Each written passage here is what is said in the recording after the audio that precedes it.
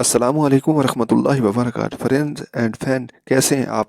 हम उम्मीद करते हैं आप बिल्कुल खैर खैरियत से हों। फार्मस तबके का कारमोरियंट या पंकवा चमकीली स्याह बत्तख जैसा आबी परिंदा है।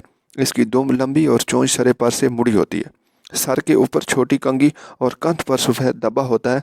दिखने में नर मादा में कोई फ़र्क नहीं होता।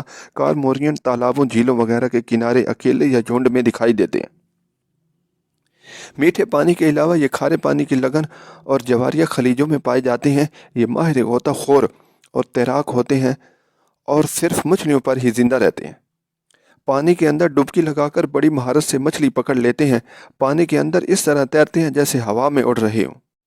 मछलियां खाने के बाद किसी चट्टान के ऊपर या पानी के पास परों को फैलाकर सुखाते हैं। सैकड़ों बरसों से चीन और जापान में मछेरे कारमोरियंट के जरिए मछलियां पकड़ते चले आ रहे हैं।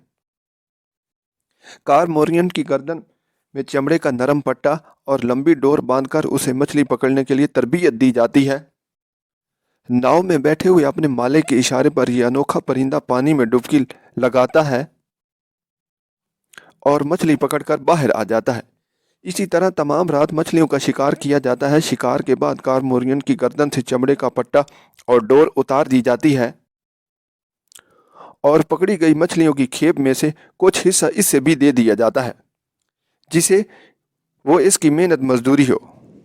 मछली पकड़ने के जदीद तरीकों के सामने ये पुराना तरीका महंगा और मुश्किल है, लेकिन सियाहों की दिलचस्पी के लिए आज भी इसका मुजाहरा किया जाता है।